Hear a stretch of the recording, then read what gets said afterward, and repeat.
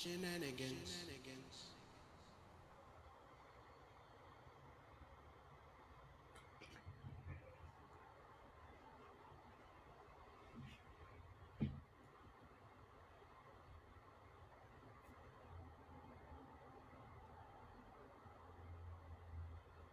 Truth, lies,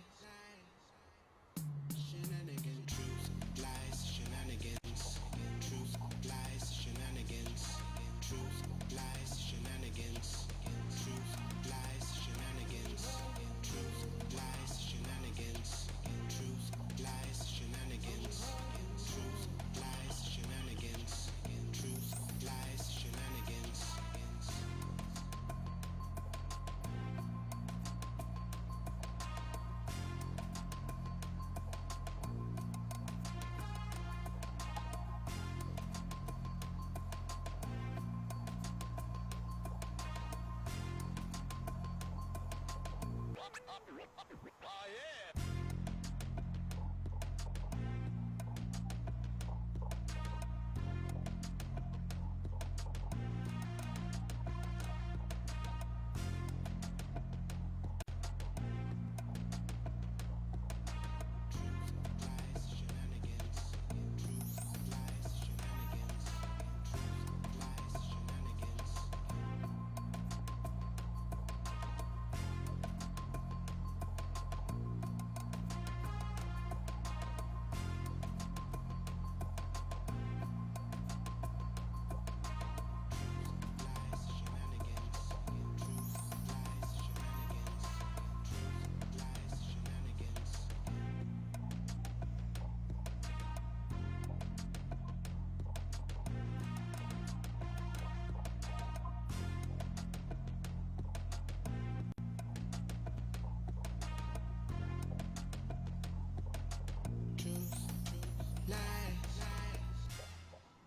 Shenanigans.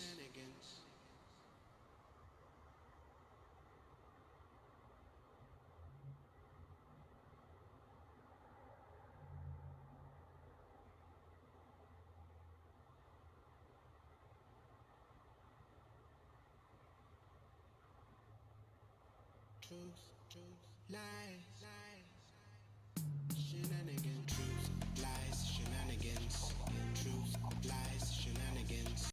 Truth, lies, shenanigans. Truth, lies, shenanigans.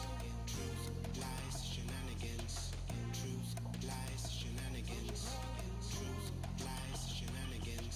Truth, lies, shenanigans.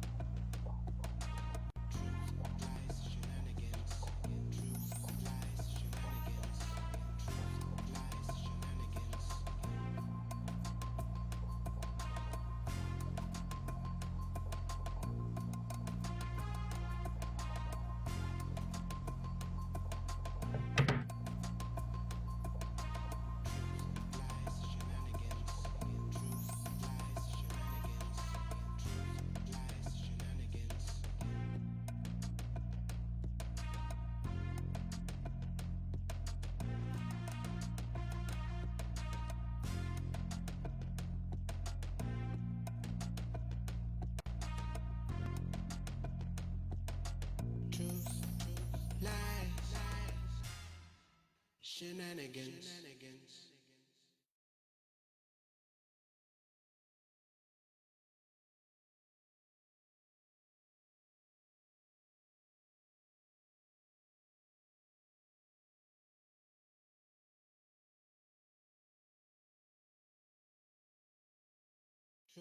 Truth, lies, shenanigans. Truth, lies, shenanigans.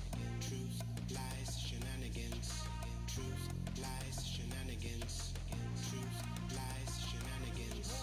Truth, lies, shenanigans. Truth, lies, shenanigans. Truth, lies, shenanigans. Truth, lies, shenanigans.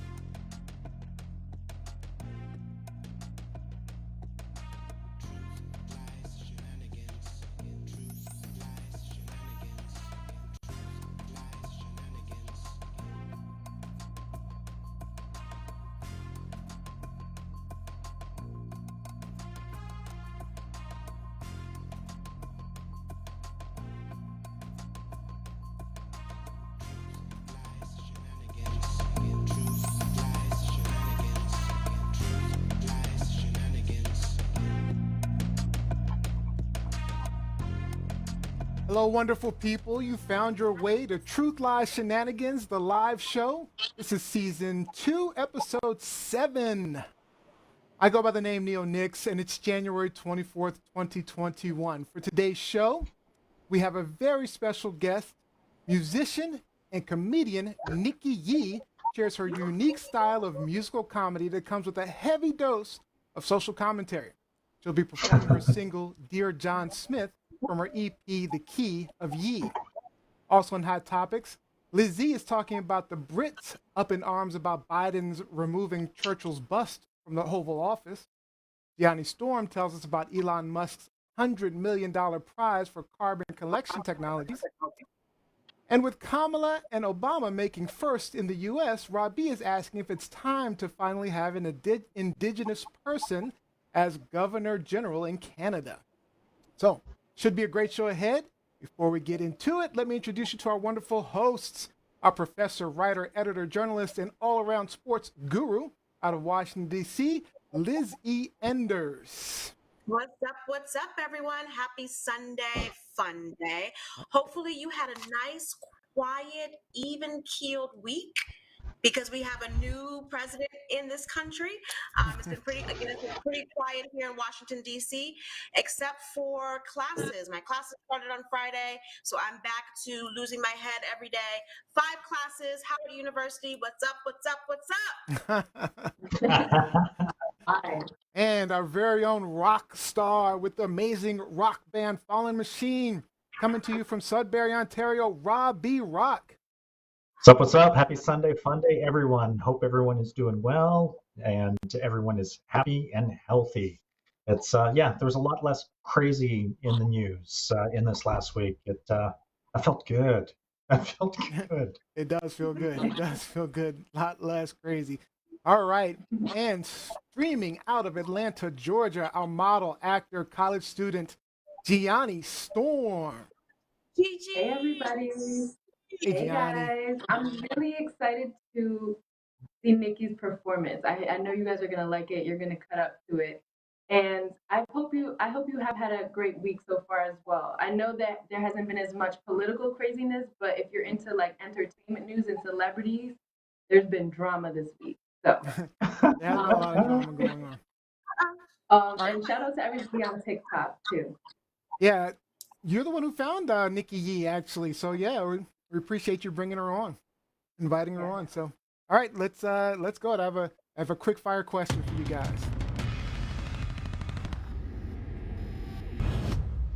All right, guys. Lawyers for terrorists who attacked the Capitol are mounting a defense. The defense is Trump made me do it. So my question is to you guys, is this a solid defense or you call him BS? Let's start with Lizzie Enders. Bullshit. You know what? I just bought a new purse, so that's going to be my excuse for my bank account. Trump made me do it. Robbie Rock? Oh, it's bullshit. It's their very own freedom to make a series of bad decisions that made them do it. Just own it. Exactly. Johnny Storm. Bullshit. If Trump told you to jump off a bridge, exactly. If Trump told you to jump off a bridge, would you do it? Some Like, of them would. no. Some of them would. Please, But if Trump told you if you're a guy and Trump told you to sleep with your mama, would you do it? some Would of you them do it? actually would, yes. So here's my answer. Here's my answer. Might as well blame Canada for everything. So, Not Canada. so Good that's my one. that's my answer. We're gonna blame Canada. Good one. Points for Neo. Points for Neo. Shots fired. So do any of you believe this defense will actually work? And if it does, what does that mean for Trump? I think If the defense does work, it lends credence to the indictment towards him that he did, in fact, incite the mob. Because if that defense were to hold, then he's 100% responsible for it. But I don't think the defense will hold. Yeah, I What were don't you saying, think it'll Lizzie? hold. I was just gonna say, I think in some respects it's kind of working a little bit. I saw an article from the Washington Post this week where the Department of Justice and the Capitol Police are trying to decide whether certain insurrectionists, certain rioters should even be charged because they're using the claim that the DC jails would be overrun if they charged everyone. When have they used that excuse for Black folks? When have they used that excuse for minorities? Oh, we're not going to charge you for this petty crime because the court systems, the jails are full. Because Obama But made me do it. Obama made me.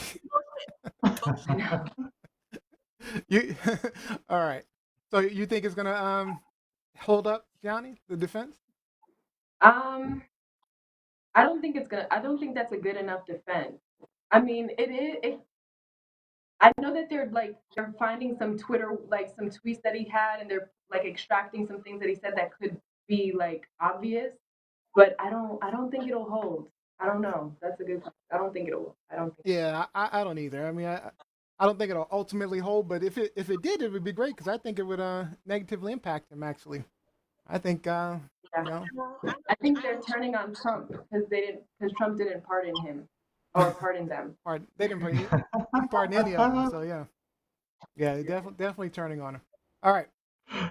So if you've never been to TLS before, let me tell you a little bit about us. Our hosts will be sharing their truths and opinions with you, calling out the lies, and pointing out those ridiculous shenanigans going on.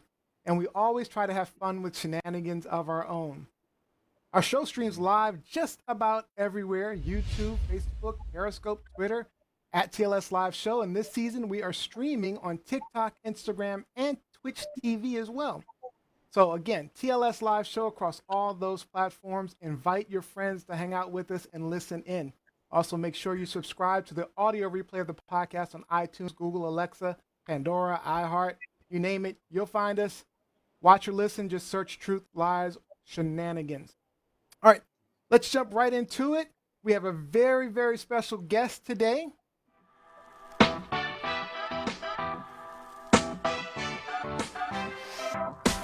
Today's spotlight is on Nikki Yee. Welcome, Nikki. Welcome. How are you? I am well. I loved the picture of me. That was really cool. I'm glad you like that. I'm glad you like that. So just to let you know, Nikki Yee got her degree in radio and television from Ryerson University.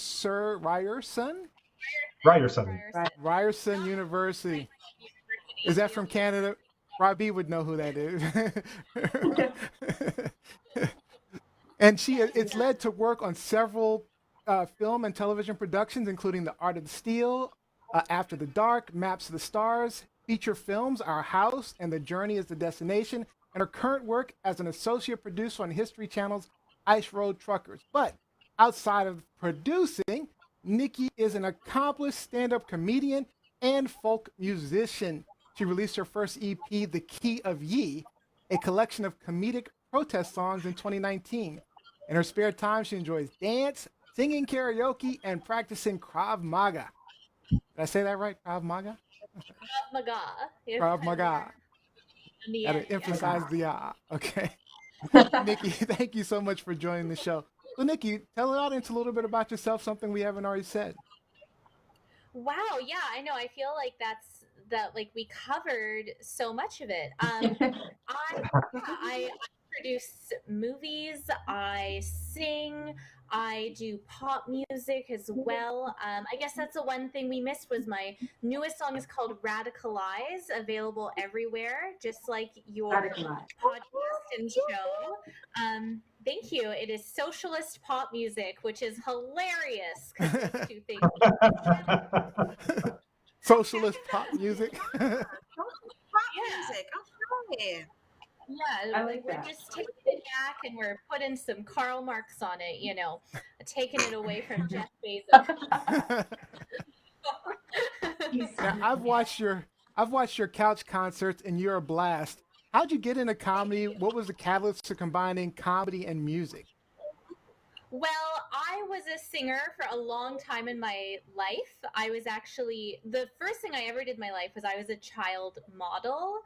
And the first thing I actually did was I modeled a two-piece swimsuit. So I'm technically a former bikini model. Okay. After the show, because I used to work for Sports Illustrated, and so maybe we can get you into the swimsuit issue. Oh my God, yes! She said. Me and my ukulele and just fighting the power of my body. I was already fighting the power of my voice. Fight the power of my body, so but yeah, so I started out as a very young performer basically. And then I started doing behind the scenes work, which is how I did producing. But I always had this singing talent. I always had this performing talent. So I started doing stand-up comedy. And I always appreciated people like Bo Burnham or Flight of the Conchords who combined comedy and music. And I was like, well, I actually have all these skills. And there's, to be honest, not too many female musical comedians out there, and especially women of color musical comedians. So I thought it would be, nice to go and represent the girls and get my point of view out there, combining all my talents. So yeah, my next step will eventually be to do interpretive dances because that's my other talent. So Nice. Nikki. All right. Now, I just want to start right out. You were going to perform one of your singles from your EP, and it's available on Spotify, The Key of Ye. Yeah. You're performing "Dear John Smith." So let's go ahead and play that. Yes. So I would like to do a little intro, if that's okay. Okay. That Absolutely. I usually do when I'm on stage at live shows, but I haven't been on one of those in a year. So. Right, so this is my live show now. So I'm gonna play a song I wrote for you guys, and it's called "Dear John Smith." And I was inspired to write this song because I'm kind of like a hippie, SJW, protesty type person, and I'm always walking around yelling things like "fuck the police" and "fuck the patriarchy" and "down with the white man." But I have this problem where I also crave pink dick. So what do you do? What do you do when you're down with the white man, but you could also stand to go down on the white man?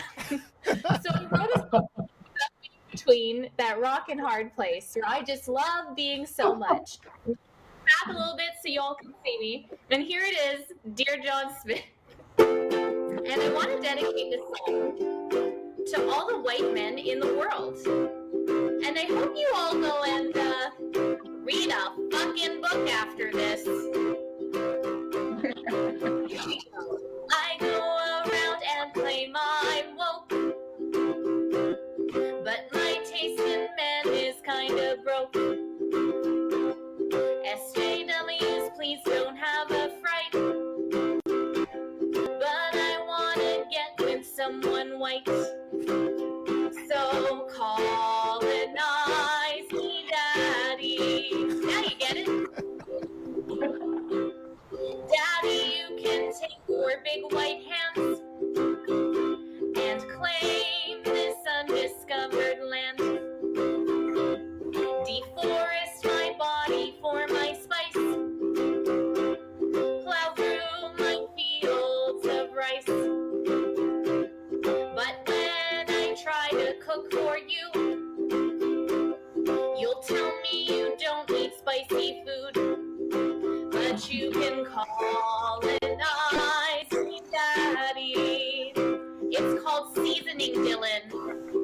We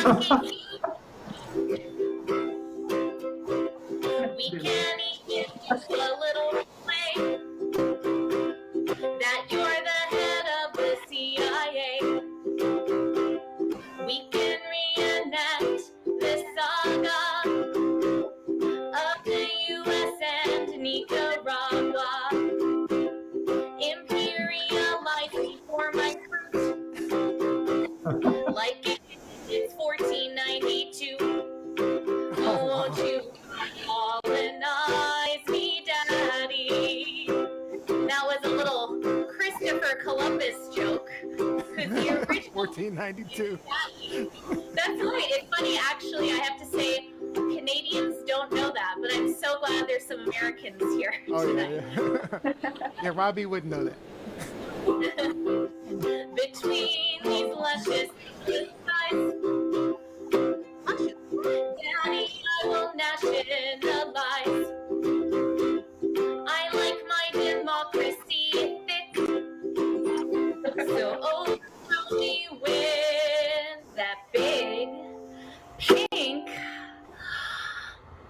real politics.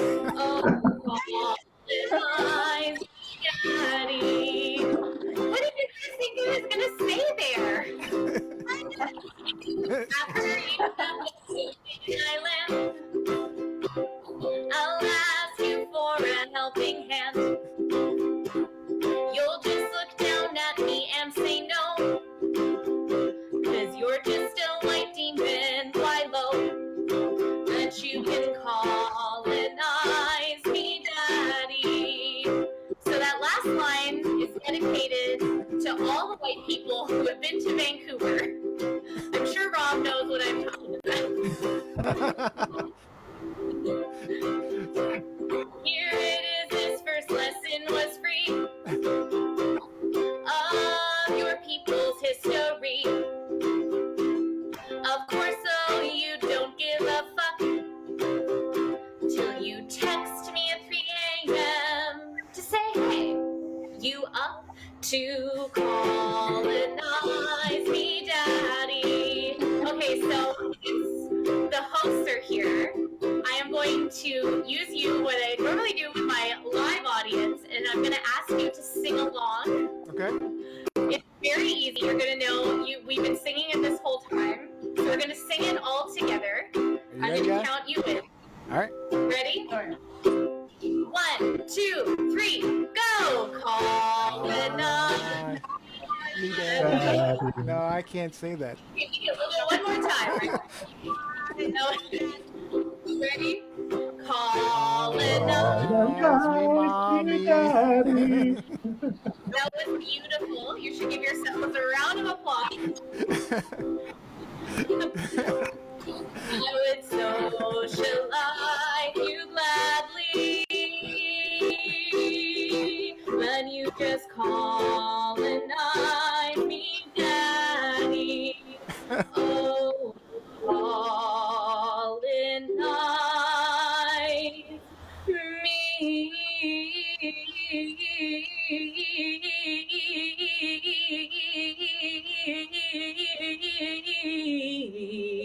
Yes, I'm just showing off, Daddy. That was awesome. That was a lot of fun. It's the live audience I've had in a really long time, so it's very nice to have people to sing along. So. That was absolutely That was hilarious. great. Absolutely hilarious. Bunch of comments online. Kevin Thaxton said this is friggin' hilarious. Thank you. Jose says, yes, a fellow Canadian and Ontarian. That's right. Mike Winter says, I love Vancouver. Ernest Cooper says, colonize me, Daddy, TLS men. I said mommy. I just want to point out, I said mommy. Okay, you can you say whatever you want. You know, it's a line. That was great, Nikki. That's great. So that you said that's on Spotify, right? It's on Spotify, it's on iTunes, it's on Apple, it's on Google, it's on Amazon. You can make a TikTok to it, start a viral dance. It's everywhere. Oh yeah, okay. So you got the sound. Oh, we should probably do a TikTok to it. We should probably do I it. would love to see it. How you do it. Nice. I'll definitely do Johnny's gonna that. do a TikTok. Johnny's gonna do a TikTok. Nice. Johnny's always doing a TikTok. All right, so let's get to some of the questions. Lizzie Enders, you have a question for Nikki? So, in terms of writing, like when your songs come out and people start to analyze your lyrics, what has been the pushback? What has been the response? So I kind of get two groups of people. There's the groups of people who are like, I love this. I understand this. I've had some poli-sci professors come up to me and say, this is actually how history went. I know that you went to school. And I'm like, I did. And then I get the other side, which is really like kind of fratty white dude bros who are like, why do you hate white people? So Yeah, that would make sense. I don't hate white people. I'm asking you to colonize them, Daddy. So that's yeah, there's exactly. I'm like, hey, is your name Dylan? Because I am there, sir. Like, but you know, it's also funny because I do get some people who are like, oh, and they're usually people of color, and they come up to me, they're like, yeah, I like white guys too. I don't know what to do. They're just so cute though. So I've dated my fair share of white guys, let me tell you. And I do not hate white people, but I think, you know, in some instances, we need some humor to get us out of this funk, to get us out of this, you know, adversarial, I hate you, you hate me, let's fight, where do you come from, you don't belong here. So yeah, I see the humor in all of it. I might not say colonize me daddy though, I might not say those lyrics. But I understand the humor behind it. And even from, you know, looking at the comments that we have, you know, it's funny. It's funny. So that's a good thing. Thank you. Yeah, and it's also, I'm someone who I have my beliefs, obviously, as we can see in the music, but I like to approach it with a sense of humor because I don't want my beliefs to own me. I don't want them to spike up my cortisol and turn my hair gray and I'm losing sleep over everything that's happening in the world all the time. Because, you know, you can't fill others' cup from your own empty cup, you know? So I feel like humor is a good outlet that can bring people together and we can just let out some of that tension that is everywhere, and understandably so. So, you know, that's where I like to approach it from. I don't feel like I serve my community better when if I was trying to educate people or something. It's much easier for me to communicate with people through jokes. So yeah. So this is not one quick thing, Robbie Rock. This is a show that doesn't really use like the D word that much. Like we don't say dick a lot. We say I don't know. You said it a lot. You said it a lot last week. Last show. Heinous. That's what I'm expecting you to say when you did that pause. I was like, you say the P word. Yes, P.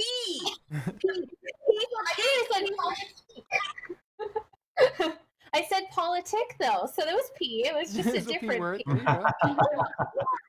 next word could be polidic. Polidic. There we go. Yeah.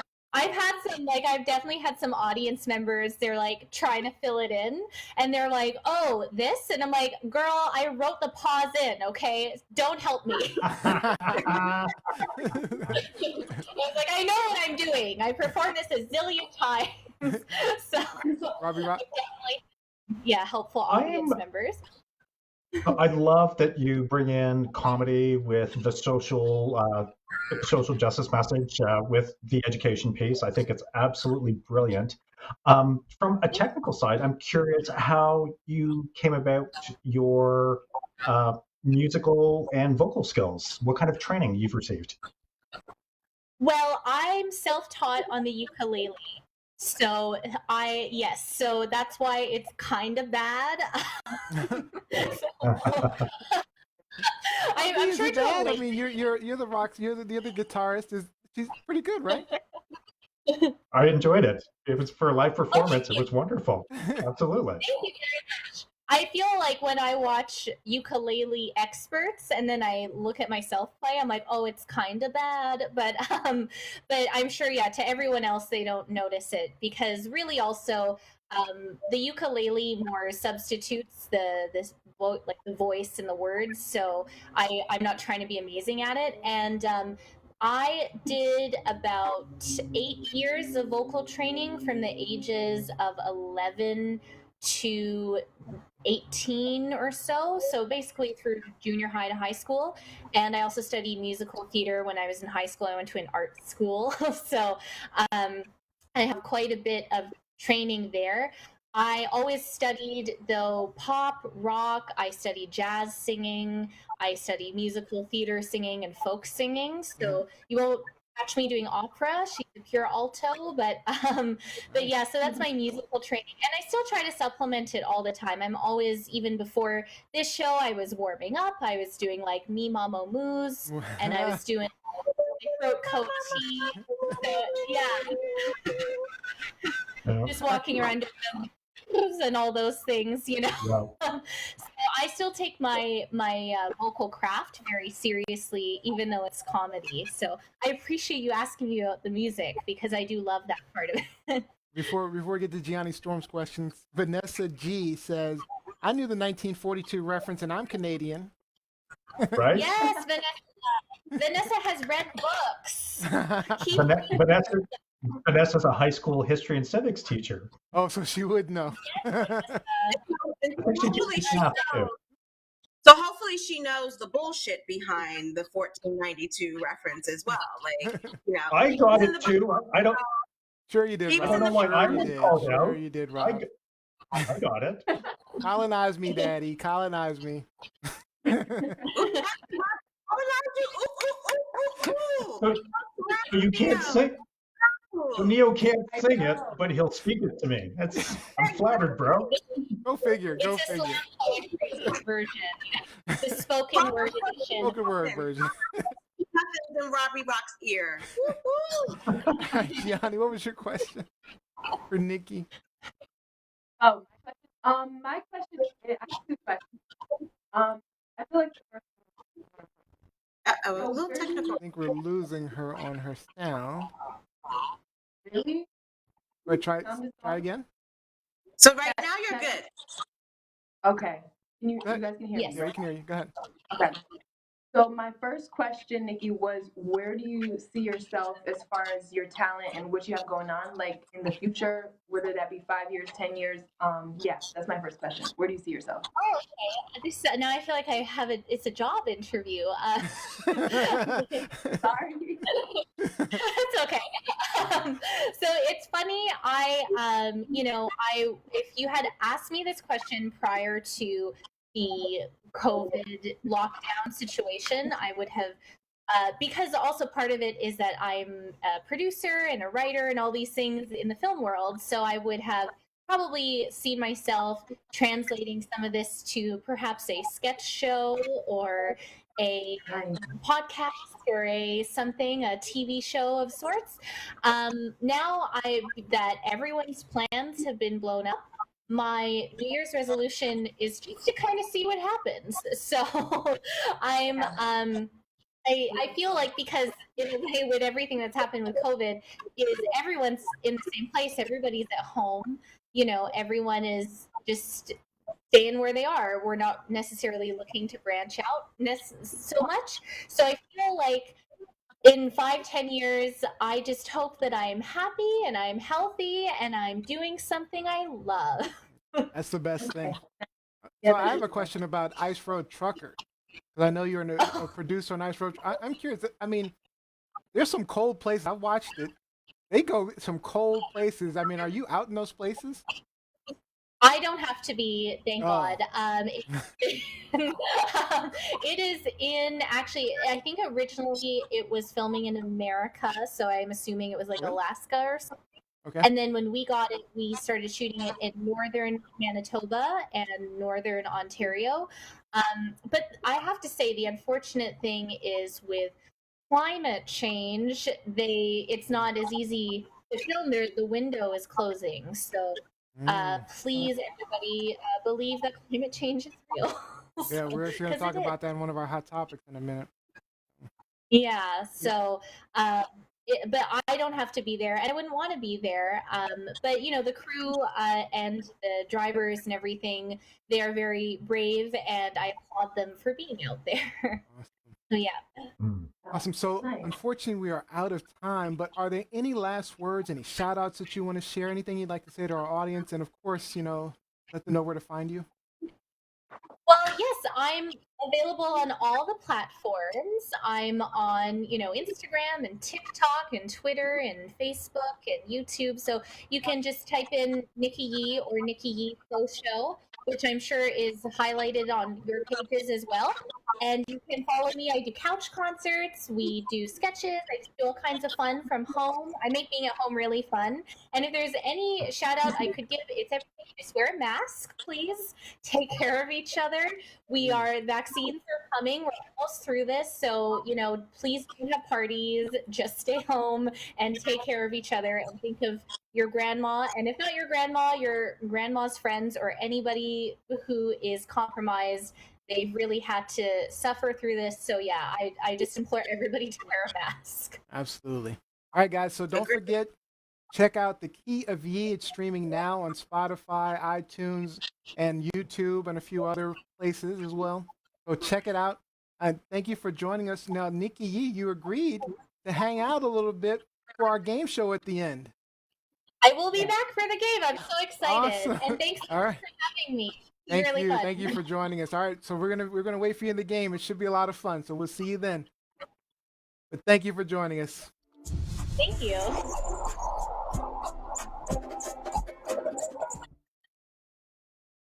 That was awesome, huh? It was awesome. Nikki, it was fun. I just need her to put a little bit of bass in her voice when she says her handle, her hashtag, Nikki Yee Faux Show. Oh, show. Faux Show. Yes. Faux Show. At Nikki Yee Faux Show. Let them know, girl. Let them know. All right, let's get into our hot topic. Truth, lies, shenanigans. All right, for hot topics, each of our hosts brings a hot topic they want to share with you. Liar shenanigans, and our panel will talk about it for a bit until time is up. And then we'll go to our audience for questions and comments. So make sure you're talking to us in all of our threads. We're going to listen to your comments and questions. We're going to share, and it should be fun. All right. So, Liz E., let's start out with your topic. There's a big old controversy with these busts in the White House. Is this a truth, lie, or is this shenanigans? Bust. It's shenanigans, and we're not talking about good busts, not the booba bust. About actual ceramic busts that people, little statues and things like that. The Brits ought to be ashamed of themselves, especially after all the love Americans have given them over the show Bridgerton. So the day after, Joe Biden, President Biden, inauguration last Wednesday, he got to work in the White House, in the Oval Office. And one of the first things he did was remove a bust of Winston Churchill from the Oval Office. Now, for those of you who are not that familiar with Winston Churchill, he was the former Prime Minister of the United Kingdom of Britain, led them through World War II. Both he and FDR kind of worked hand in hand during World War II. And so he is seen as probably the most famous Brit outside of the monarchy, but also he's like the great white hype in Britain, okay?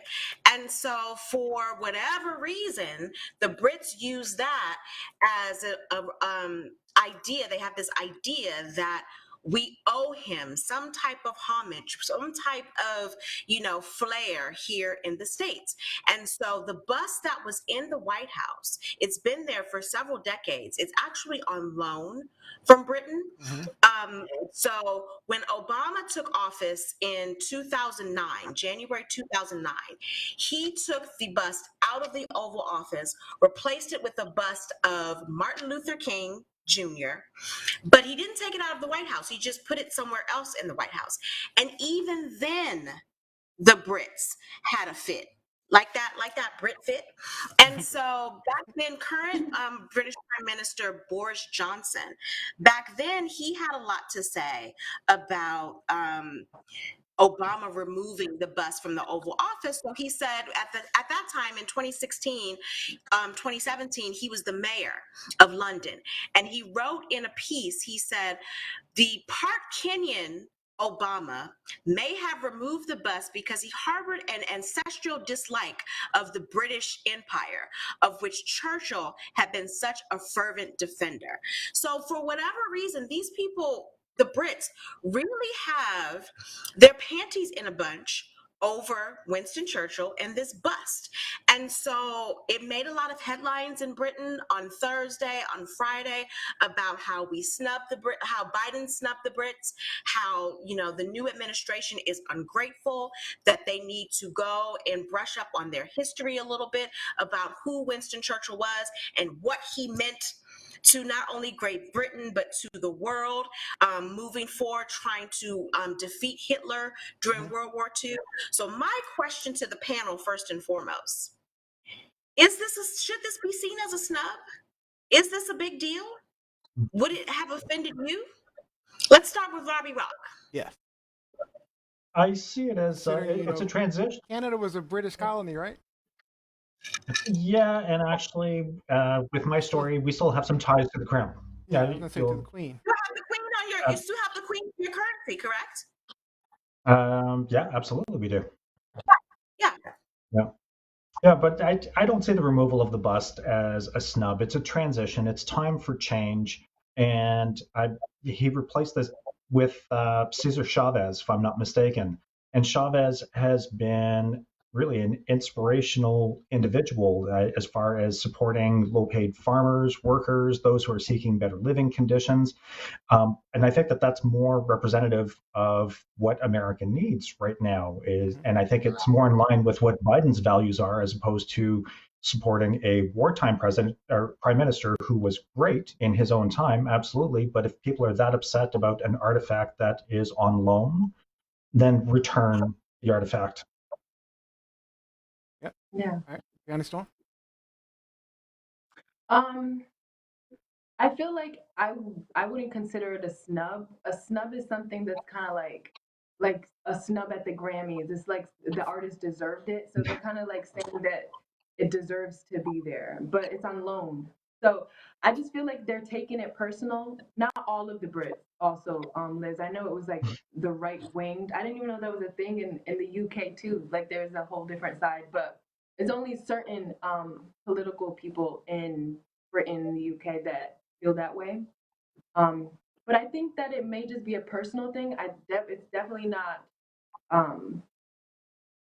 It definitely isn't a snub. Basically, I think that the Brits are kind of taking it too personally, and it is time for change. Like they're melodramatic, especially in their tabloids. Like, if you sneeze the wrong way, it makes the front page of the tabloid. So, Neo? Yeah. So, I mean, first of all, who are they to say where we're supposed to put anything anyway? But if I'm being honest, this is just stupid.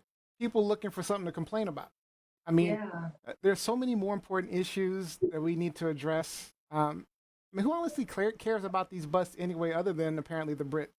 Now back when Obama took over, I get it, because, it was something to talk about when he replaced it with MLK. I mean, on both sides, there was something to talk about because of the significance of the change. But with COVID, people dying, Trump era over, I could care less about these stupid busts. If I'm being honest, he could move the bust anywhere he wants. I mean, he could put it in storage. He didn't even do that. I don't know. Did he put it in storage? Do we know if he put it in storage or it's still displayed, right? I think, like Obama, he just moved it to another area within the White House. I mean, who's to say what he's supposed to look at every time he's in the Oval Office? If he wants to look at Cesar Chavez for inspiration, why can't he look at Cesar Chavez? I'm just saying. Who are the Brits to say where this bust needs to be? I mean, it's not like when they gave the bust away, they said, "Hey, we're giving you this bust so you can put it in the Oval Office. If it's not there, we're going to be upset about it." But really, who cares? That's how I feel. What are your thoughts, Lily? Yeah, and maybe that's not Biden's like hero. Like maybe he wants to be Right. inspired by something else. That's where he does his important work. So if he doesn't want to see Churchill, so what? I mean, personally, two things. One, I think, like I said before, I think the Brits have a lot of nerve. Even if it was just a small faction, but it still made a lot of headlines in London. But I think, they have a lot of nerve. If you brush up on your history a little bit, the Brits burned down the White House in 1814. So you should be thankful that we even have. Yeah. I'm sorry, you burned down the White House in 1814?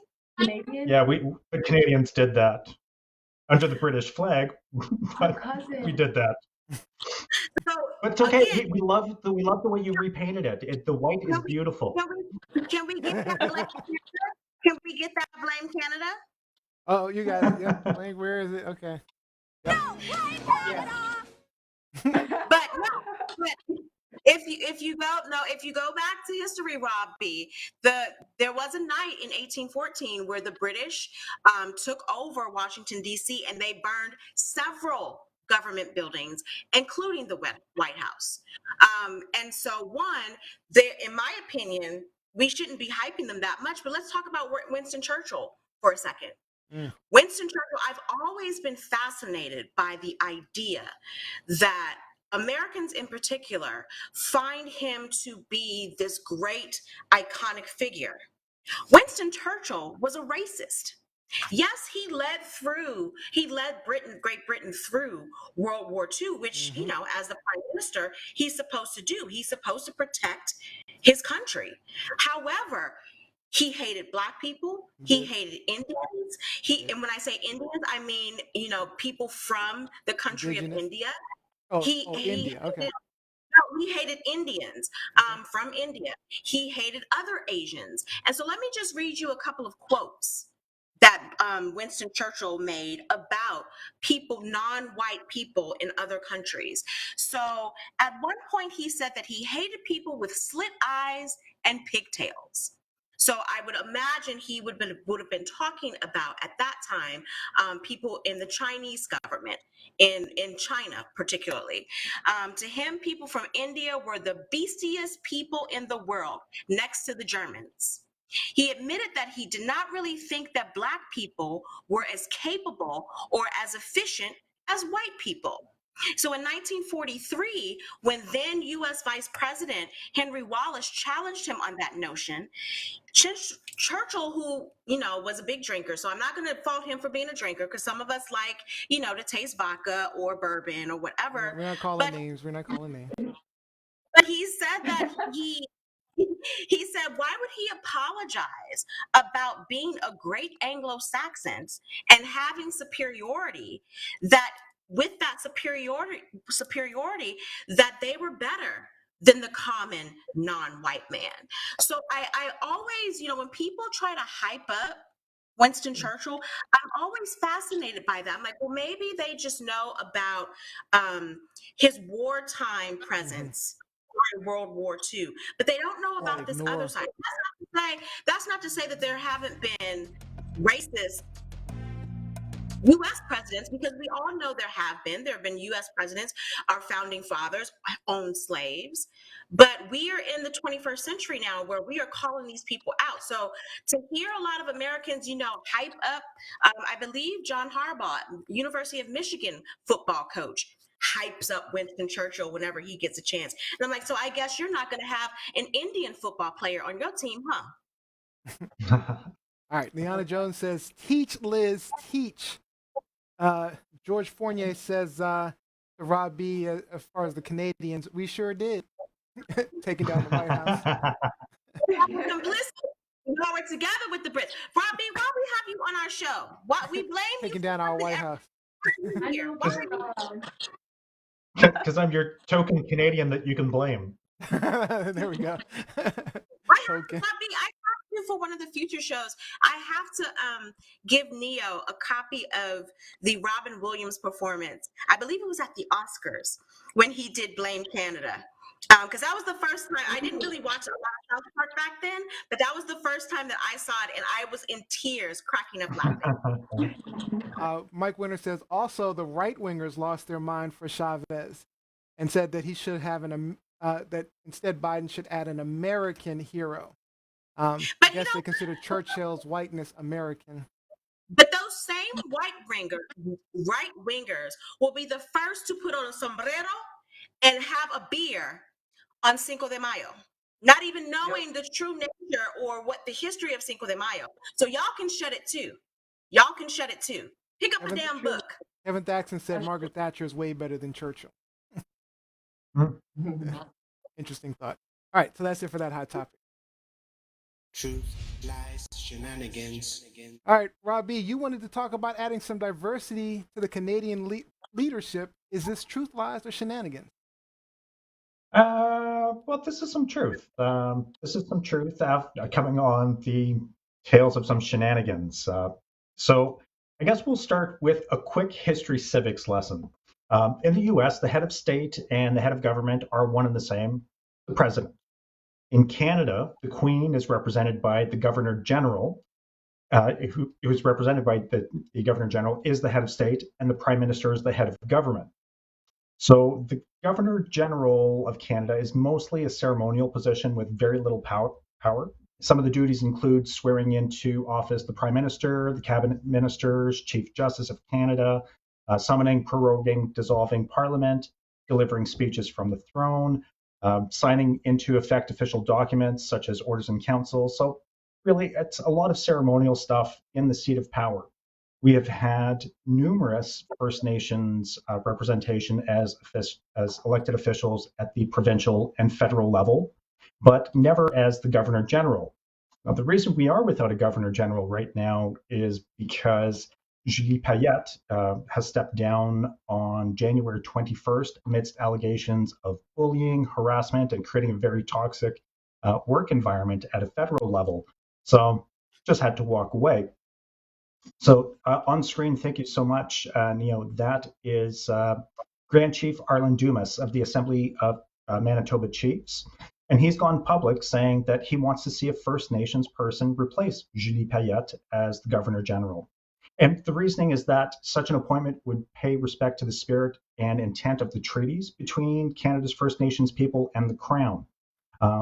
So my question to my co-host is, should Justin Trudeau appoint a First Nations person as the next Governor General?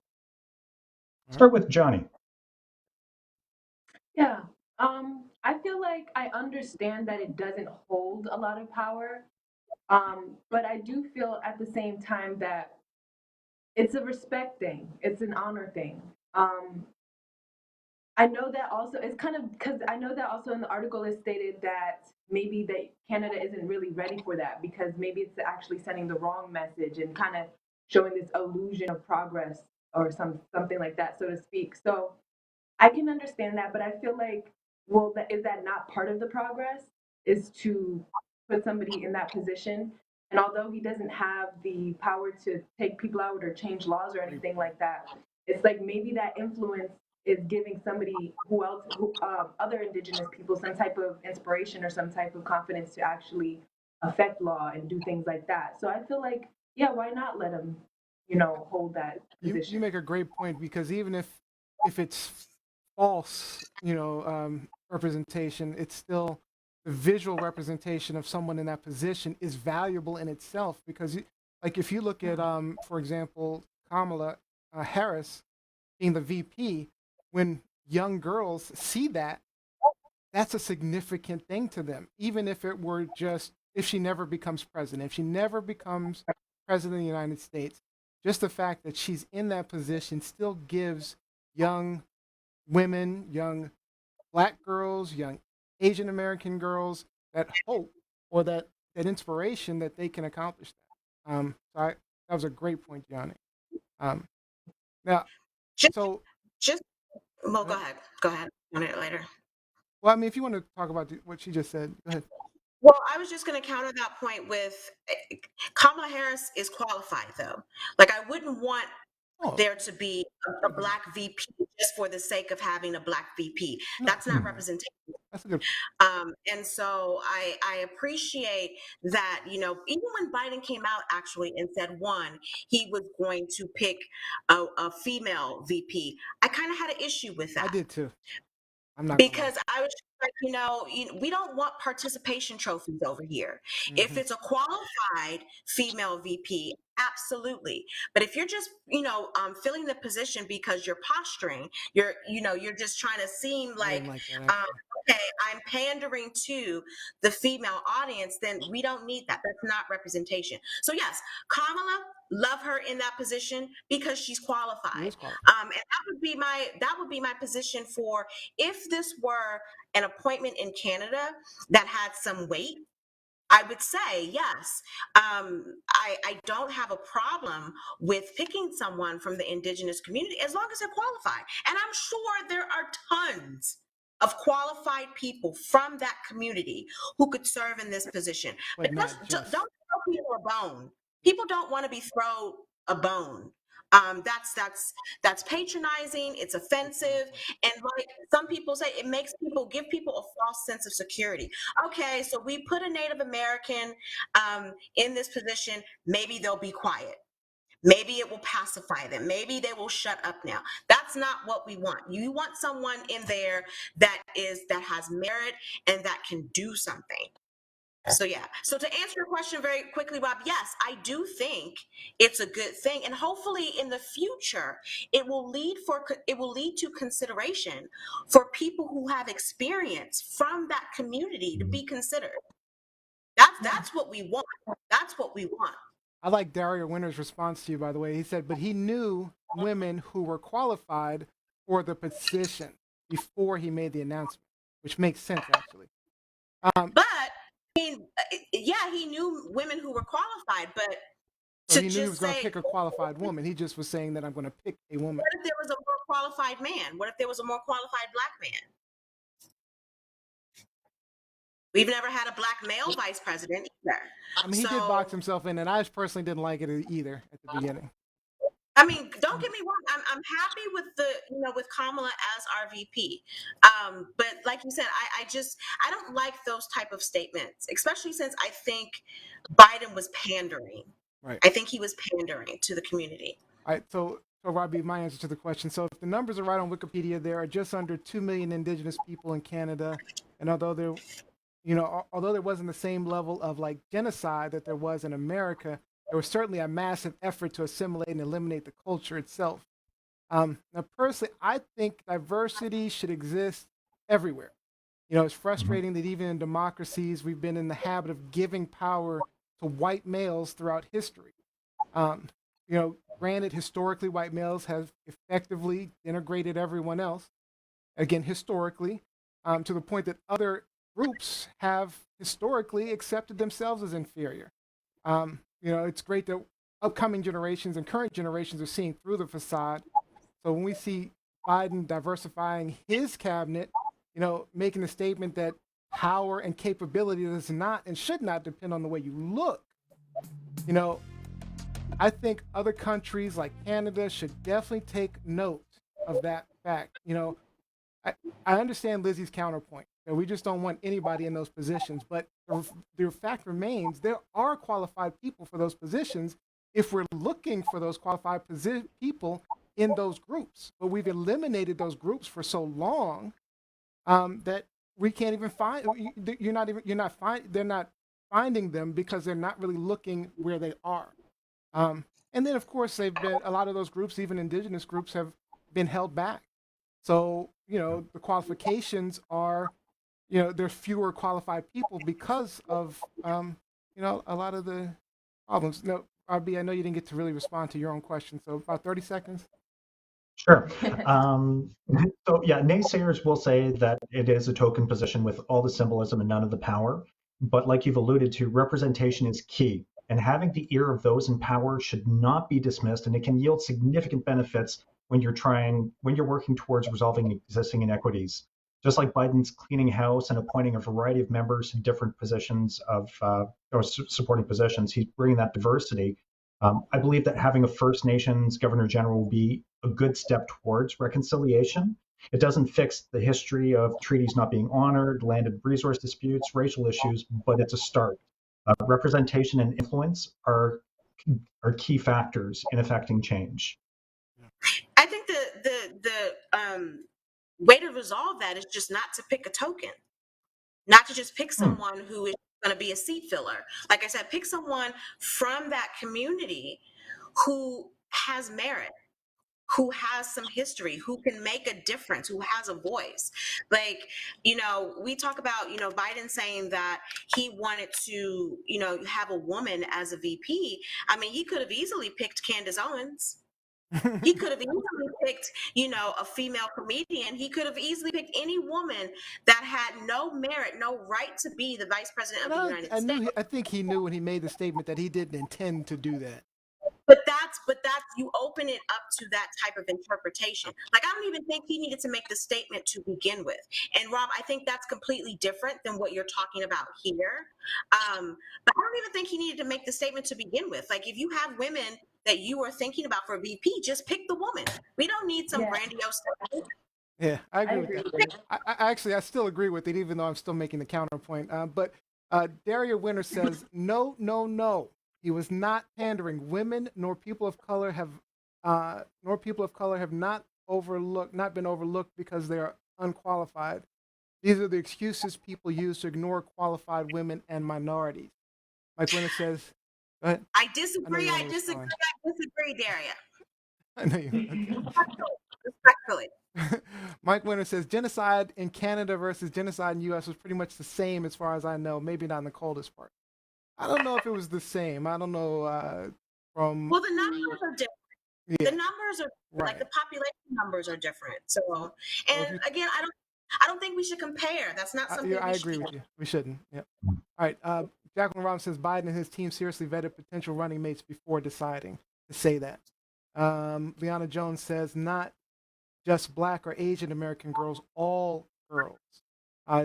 George Fournier said, excellent point, Gianni. Excellent point. Vanessa G says, would be a good step to reconciliation. However, First Nations people do not necessarily pay homage to the Queen, nor recognize the Queen's power in Canada. So there is a conflict of interest. All right, now, speak on it. Speak on it. Excellent point, Vanessa. Excellent point. All right, we got to get on to the next hot topic. We are way behind on time. All right. Truth, lies, shenanigans. All right, Gianni, you're going to tell us about this carbon capture technology. Is this truth, lies, or shenanigans? These are some lies. Well, I consider them lies. You guys can judge for yourself. Okay. So, Elon Musk, aka billionaire Tesla chief, proposes $100 million for the best carbon capture technology. So he made an announcement last week. He tweeted that he's promising to drop more details this week in regards to anybody that can come up with this technology. The tweet received a large buzz on Twitter because a lot of people were saying, like, retorting back, they were saying, how about planting a tree? That's my submission. So I wanted to tie this also to Biden, the newly sworn in president. He's pledged to accelerate the development of carbon capture technology as part of this plan for tackling climate change at this time. So on Thursday, he named Jennifer Wilcox, an expert in carbon removal technologies, as a principal deputy assistant for fossil energy in the U.S. Department of Energy. So my question to you guys, do you think that we need more?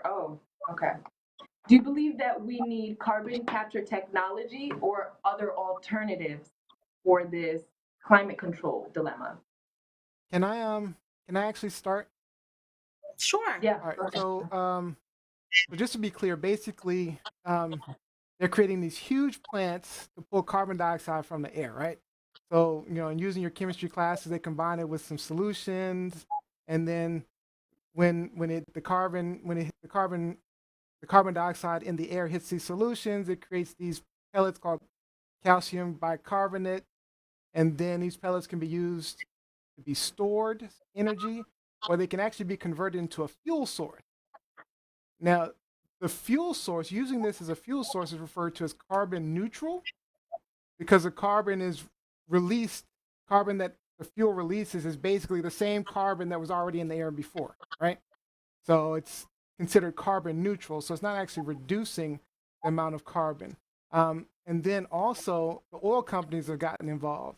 The oil companies are trying to figure out how to utilize the technology. They've actually figured out how to use the carbon dioxide that's pulled from the air to kind of push the oil up faster or easier so that they can get more oil production. And on top of that, if you really consider it, it takes power to power these carbon plants.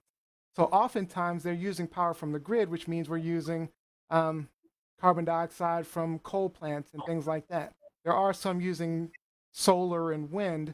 But most importantly to me, when you sent this article was, we know how greed works, right?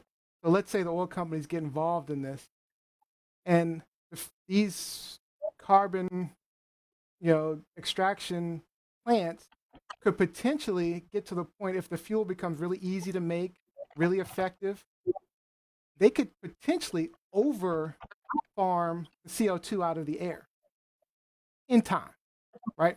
Let's say Elon Musk's plan works and $100 million, and they find this thing that makes carbon dioxide the next fuel of the future. And all we're doing is pulling carbon dioxide from the air. Do you know what happens when they pull too much carbon dioxide from the air? The exact opposite of what's happening with global warming. And so then we'll be talking about how, Ice age. We're talking about an ice age and how we destroyed the planet all over again because of these. I just feel like these oil companies being involved is a big problem for me. And it's sort of like, you remember when we used to talk about paper? Paper, we had all this paper and we're destroying all the trees, and we had the Paperwork Reduction Act and all. And then, now we're making, like, instead of the plastic straws, now we're using paper straws, right? So now paper has become the new thing, and it's just going to be a matter of time. We're overproducing paper straws. It's like a never-ending cycle of trying to manage all of the problems in our environment that humans are creating. The problem is the humans. So, I mean, I think the biological means are the best ways. I think we should consider planting more trees, make that a bigger focus. I mean, I know it's a focus, but, and not putting the CO2 in the air in the first place. That's where I stand. Okay. So very quickly, you alluded to having too much CO2 in the air causing the reverse of what our intent Global would be, warming. and that Well, go into global freezing, if you will. Right, if you start taking out too much CO2. I just want to let everyone know that one of my favorite shows, Planet, The Twilight Zone, was very clairvoyant in this idea. They had an episode, I believe, back in 1965 called The Midnight Sun, in which the sun became so hot that it produced 100-degree temperatures on the earth and started melting and burning everything. So the episode is talking about how people are trying to go north, where it's a little bit cooler, what they were trying to do to get away from the sun. And eventually, of course, everyone in theory would have burned. But then, in true Rod Serling fashion, the protagonist of the story, she kind of shifted and woke up from the dream of the earth burning. And it was the complete opposite. It was the earth freezing. And so this is something, I mean, we're talking about it a lot now, but this is something, again, I think the world of Rod Serling, the creator of The Twilight Zone, I think he was clairvoyant on a lot of these issues. This was something that he put in an episode back in the 60s. As it relates to Gianni's topic and the question that she has for the panel, this is one of those topics that I really don't know a lot about. So I'm, listening to I use Gianni, up all the time. My bad. Listening to Neo and what they are trying, the information they're giving us on this topic. I guess first and foremost, do I really think the idea is worth $100 million? No. Not when we, especially during a pandemic, when we have people who are unemployed, people are starving, they can't pay their rent or whatever. And that's not to say that Elon Musk isn't, doing more in philanthropy and giving money to other places. But I'm just like, you could get the same response for $50 million, for $10 million. Mm-hmm. $100 million is a lot of money. Well, it's going And to cost a lot of money to develop the but he has it. technology. He's like he's the world's richest person now, right? Yeah. No, no. Bezos is the I world's thought richest person. Bezos. Bezos. Bezos bumped him just last week. Yeah, got him he beat. just like it fluctuates so much I I can't don't keep know. up. Bezos is going to hold on to it. All right, Robbie Rock. My Robbie Rock, $2 go ahead, in if the you don't bank, mind. I'm just like, whoo, I can't even fathom having, $1,000 billion. But yeah, go ahead, Rob. So the oil companies becoming involved isn't as big a threat as you might envision, Neo, because if they're capturing the carbon emissions and we're using them as fuel, and that's carbon neutrality, that's a huge win because we do know that there's too strong a concentration of greenhouse gases. Using natural means is fine and dandy, and it's a great idea long term, but humans live in very short terms. We think in the term of a century, if you will. My lifetime, if I'm lucky, is a century. So what's going to happen over 100 years of my life? Well, if I want to see a solution for the global warming, for the greenhouse gases, I'm going to have to implement something that's aggressive in my lifetime, because we can plant all the trees that we want, but if we're already behind the eight ball on it, it's not enough. So we do need to step in, and if we can reuse a lot of that byproduct, because a lot of industrial byproduct has been wasted up until very recently in the industrial age.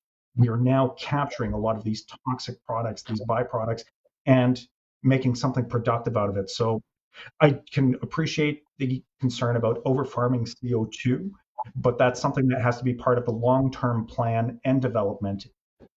And you're right, once the capitalists get involved and they want to make their buck, then unfortunately they're not thinking of the plebes and the long-term effects of their decisions. But we do need 30 seconds. If you can knock it out, we're going to get to this game. So yeah, basically, all in all, I do feel like we should plant more trees. Of course, I'm always advocating planting more trees, but also I think that it would be interesting to see a possible technology, a new technology that captures it. But I would like to see like an alternative, not something that takes carbon dioxide to make or capture carbon. Like I'm not into the tech stuff of it, so I have no idea. But something that's a little bit more green effective, something a little bit more environment conscious type of a technology besides planting trees. So I still think we need to focus more on wind and solar and improving that technology personally. All right. That is, well, let's see. Let's get a couple of comments online really quick. So if we're using CO2, this is Kevin Thaxton. The reason it's using CO2 for fuel, will cars be fitted with breathalyzers or straws to start cars? Jose says, you're absolutely right at Neo. It's because of us. And Mike Winter points out, Bud, paper is recyclable. So, all right. Thank you for the comments online. Sorry we're running out of time, but that's it for Hot Topics. Great Hot Topics, guys. Lies, shenanigans. All right, we're going to get into our game show, and hopefully Nikki Yee is still sticking around.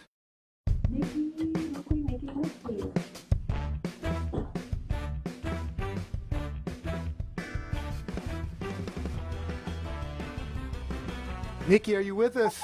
There she is. There she is. All right, so let me make sure your sound is on. All right, we can hear you now. All right, Lizzie, you get to go first on this one. So let me see if I can explain our game to everybody. I'm so fly.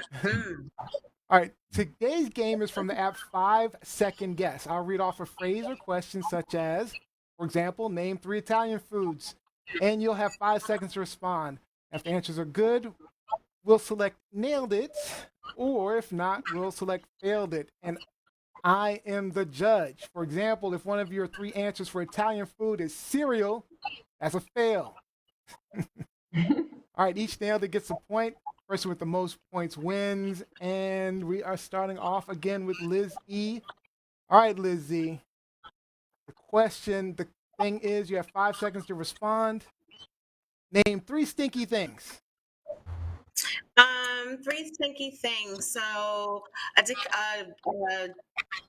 deteriorating dead body. Shit, obviously.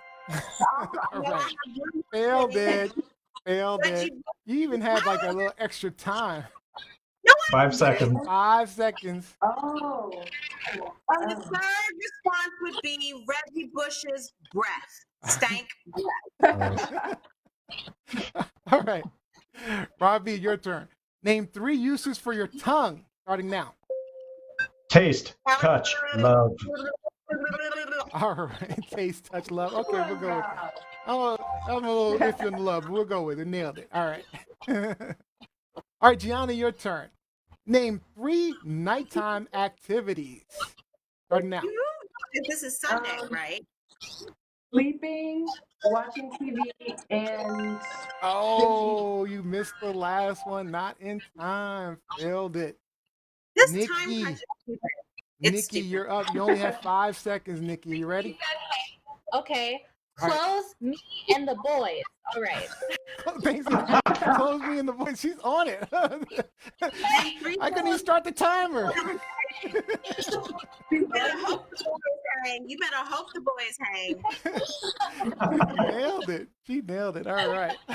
And the boy. All right. So Robbie and Nikki are in the lead. All right. Next round. All right. Lizzie, name 3 experiences that are better when drunk. Starting now. Cussing folks out, paying bills, and looking in the mirror. Oh, you got it right in time. Right in time. All right. Good job. Nailed it. All right, Robbie. Oh, this should be fun. Name 3 gay men, Robbie. Starting now. Neil Patrick Harris, my son Zachary, and my son-in-law Alex. Okay. That's very good. Nailed it. Well done. All right. Yanni Storm, name 3 signs that he or she is into you. Starting now. Always touching you, flirting, and saying it. Wait, say what? Wait, I need to make sure I heard that properly. Hold on. Okay, so he's always touching you. He's always touching you. He's flirting, or he's outright says it. Oh, he says it. I thought you said something else. Okay. What else did you say? Nailed it. All right, Nikki. Name 3 things you don't want to hear the doctor say. Starting now. You have COVID. I'm going to give you a shot. You have cancer. Oh, nailed it. All right. The shot one, as a diabetic, the shot one doesn't bother me at all. I take 6 shots a day. She might be That's scared of not shots. She might be scared of shots. All right, this is the last round. I'm actually not scared either, but I know some people are, so I just went with it. All right, so this is the last round. So we're going to see how we do. End of round 2. Lizzie 1, Rob 2, Gianni 1. He's not cheating, Gianni. You see, he's cheating on us. You see, he's cheating. Well, you can tie it up at least. You can at least tie it up if both Nikki and Rob don't get good answers. All right, you ready? I mean, since I failed 2, so I'm out. So it should be them 3. No. You can still tie it up if they don't get the answers. All right, so you ready? Okay. Now, you got the second one, Gianni. You got the second one. No, she got one. All right, Lizzie, name 3 scents that are turn-ons starting now. Punani, bacon and eggs, and pizza. Oh, no, you didn't make it. Oh. All right, I'm going to let you have it. It was close enough. You got it it was right on the edge. All right, Rob B. Name 3 things that you wish you could happen at the push of a button starting now. Write a hit song. Get a Diet Coke. Get money. Okay, all right. You said the last one, get money? You said get Yeah. money? Diet Coke reference to Trump. I got that. I caught the reference. Nailed it. All right. Gianni Storm, name 3 places you should not drink starting now. Purge, the delivery room, and Oh, failed it. Failed it. Didn't get the last one in time. Can I just say, our church for communion had actual red wine, so we were drinking in church. Yeah, We were yeah, drinking.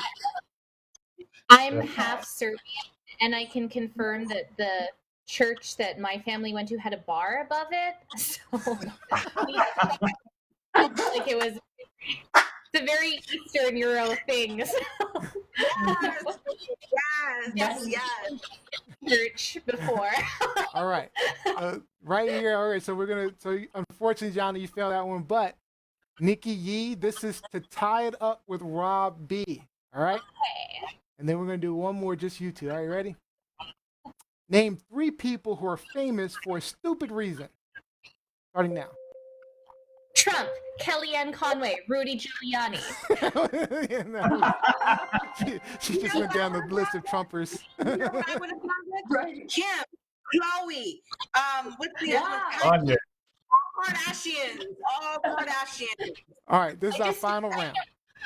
Final round. This is between Nikki and Rob B. Nikki and Rob B. This is for all the marbles. So, by the way, Nikki, so the person who wins the game gets the final thought for the show. Oh wow! Just to close out the show. That's the win. All right, so we're gonna say nailed it. All right, so 3-3-3. All right, ready? Rob B. Yeah, man. We're skipping her. Oh no, we're skipping Liz. Hold on. All right. Wait, what? Yeah. So it has your artists in there. All right, you ready? So we're gonna go. Cheating. Rob B. Name 3 reasons to have a drink. Oh my God, so easy. Celebration, depression, and Nailed it. In the morning, waking up in the morning. Hello. I was gonna say being alive, you know. Celebrate life. Rob B's not a drinker. Rob B's like me. He's not a drinker. All right, so failed it. All right, so this is the chance, Nikki. It said a drink. It didn't say alcoholic drink. It said a drink. All right, Nikki. Oh, this is good. I'm just gonna go with this one, Nikki. Name 3 turn-ons starting now. Pizza, tacos, hot socialist white men. Okay, all right. Nailed it. All right, good job, Nikki. Good job. Nikki wins the game. All right, then you have to stick around for the final thought, Nikki. So stick around for just a little bit longer. All right. I know any socialist white men. I don't think I've met one yet. Bernie Sanders. Oh, sexy. Bernie Sanders is sexy. All right. All right. We'll put you right back, Nikki. Hold on. So we always close out the game for some shout outs, so we got to get some shout outs in, guys. Let's get it.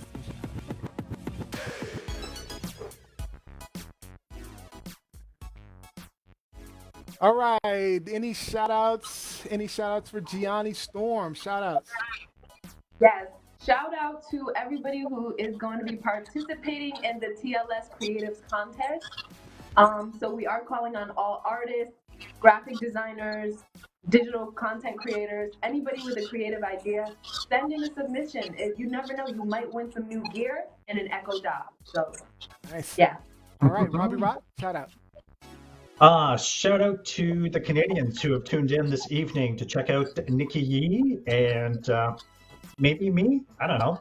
But yeah, shout out to George. No, they probably didn't check you out at all.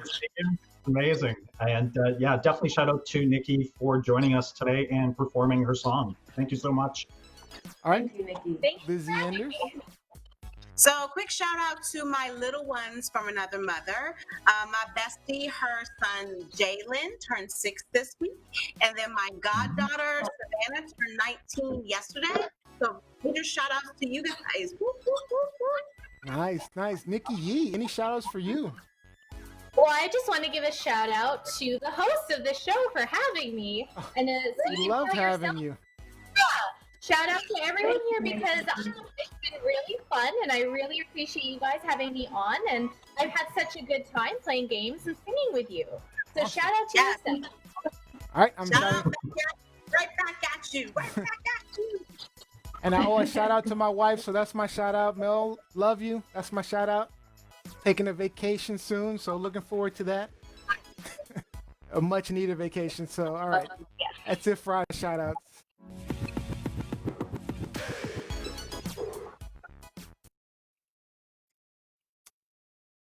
All right, so that's all the time we have. I'd like to thank all of you guys for joining us. We hope that maybe you learned something new, gained a new perspective, even got some things off your chest. Don't forget, we need your support to keep this going. Like, follow, and subscribe at TLS Live Show. If you missed any of today's episodes, check out clips online on YouTube. And don't forget to subscribe to the audio replay of the podcast on iTunes, Spotify, Google, Alexa. Just search Truth Live Shenanigans. Had a fun time. I hope you guys did too. The next live show is on Sunday, January 27th, 8 p.m. Eastern, 5 p.m. Pacific. Special thanks to our guest, Nikki Yee. Please make sure you check out her EP on Spotify, The Key of Yee, and her single, Radicalized. Also find her couch concerts on Instagram at Nikki Yee Po Show. All right, so Nikki, you get to close us out for the day. Final thoughts, anything you want to say? Firstly, having final thoughts makes me feel so much like Jerry Springer right now. I'm obsessed with that. Yes. Rob, you are not the father. Rob, you are not the father. Yes, he is. Yes, he is. Don't lie. Well, yes, I guess my final thought is to wear a mask, support the local businesses, and that capitalism is evil. All right. All right. My final piece I want to leave y'all with. All right. Thank you again, Nikki, for joining us. Have a great time. We'll see you guys on Wednesday.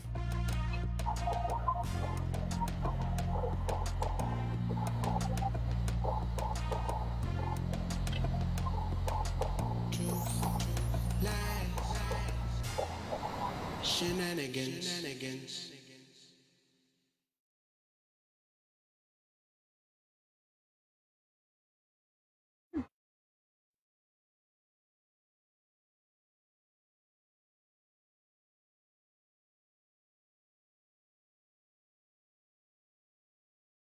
Truth, lies, shenanigans.